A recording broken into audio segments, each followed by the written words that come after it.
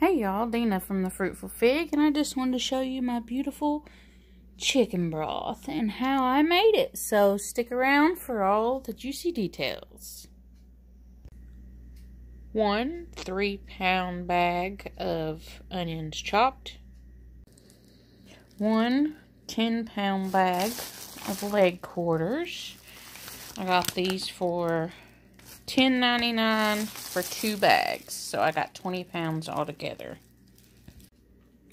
Free vegetables that came home in like those little lunch snuppers or whatever it is that they come home with from school. It's got celery and carrots and a couple tomatoes, a couple broccoli. Gonna throw it all in, and then a few scraps of carrots and orange peels that I'm going to throw in there. Rinse our chicken. Put it in here. Just hold like that and put all my vegetables on top. And then I'll be back. Alright, we got this much chicken, which is 1 10-pound bag. And then we're just going to take all these vegetables and put them in there.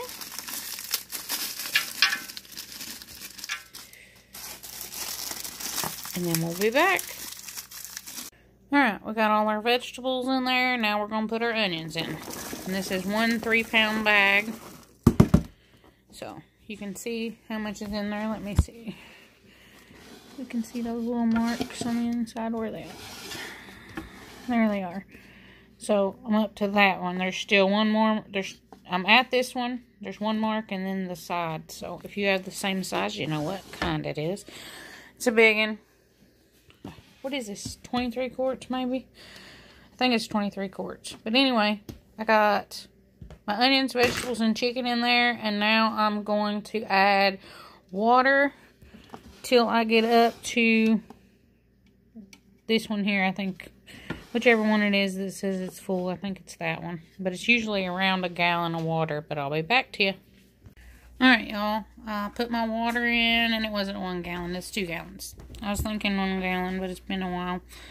I fill it up to this mark right here. That way there's still plenty of room. And that was 2 gallons of water. That's what I usually do. And by any means, you do whatever you like. But this is how I do it. I just add that amount of water, that amount of vegetables, whatever I got. And then I'm also going to salt mine. Some people don't salt theirs, but I don't really like the flavor when it's not salted. I feel like it pulls more stuff and it complements it. So I salt mine a little bit.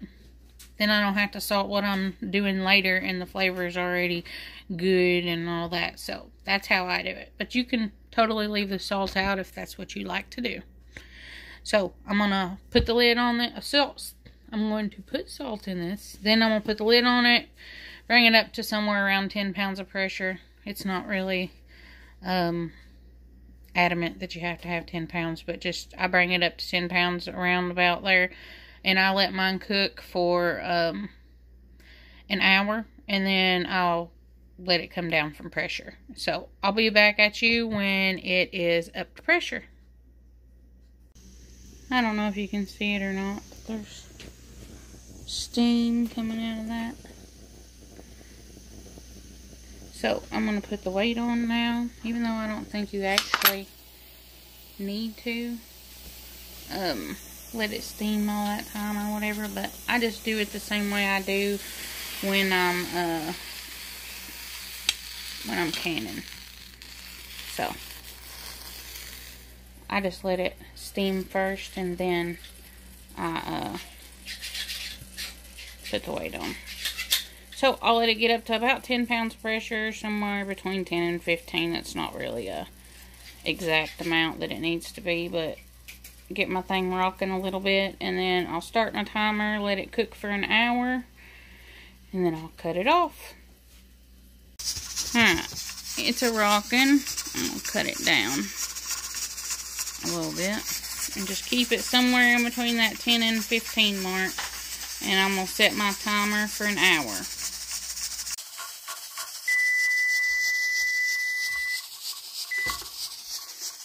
So, it's like between 10 and 15, like I said. And this is about where I'm at to keep it at that rock. Almost 4, a little under 4.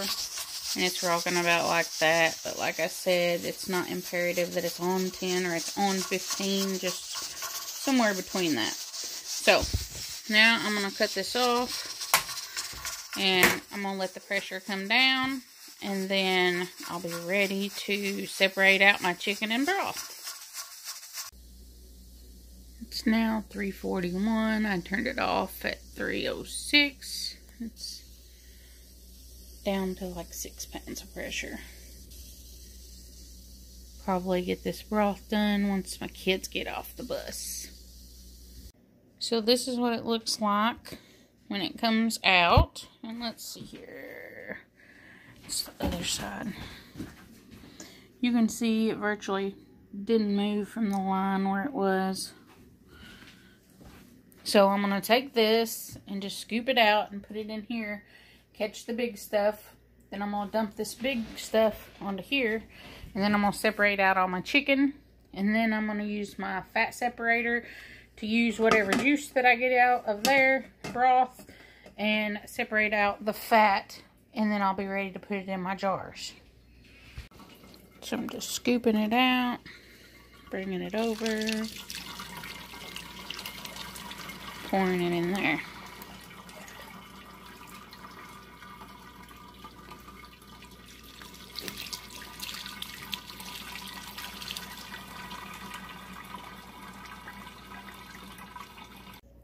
Okay, I ended up with this much chicken, this much vegetables, and this much stock. And I'm fixing to strain out the stock with my oil separator, put it in jars, and then I'm going to get it started on the stove while I'm picking this chicken clean. So I thought I'd show you this while I'm doing it. In case you didn't know, this is the oil separator. It has this little handle you squeeze and there's a hole on the bottom. It moves it so it opens it. All the oil goes to the top and the broth is on the bottom. So I just took my little cup and filled this up. I let it sit for just a second and it'll start going up. Then let's see if I can do this one-handed. I couldn't do it one-handed, so I got it here now and it's just above my thing. And I will just squeeze like this till it gets kind of low. You don't have to get it perfect, just get majority. I'll usually stop somewhere around there. So now it's mostly fat free. Most of the fat's here. Then I'll take it and fill it up again. Alright, I got it filled up again. So now you can see how there's more fat. When I get about like a half a thing of fat, then I will put it off into this jar. Alright, so I got a gallon so far, and this is all the fat that's on there so far. I'm fixing to go ahead and empty this gallon, these 2 half gallons, into their quart-sized jars. I like to just do it this way versus putting it into the jar first. But you could just take it and put it straight into your jars. Still got about a gallon in there. Alright, so I always just take and pour mine back into my separator because it makes it easy to put in here. And that way too, as I do this, I never take all the bottom out just in case there's fat at the top. I just kind of leave a little just like I was before. But this here actually looks super clean, like there's no fat in it. So I'm probably just going to pour it all. You leave 1 inch of head space. Alright, I'm going to do up the rest of these and then I'll be back. Alright, I got all of them filled up. Got my rings and lids out. I still got almost a half gallon there. That one, that's about a quart right there. And then there's still some more in there. So I probably got close to another gallon maybe.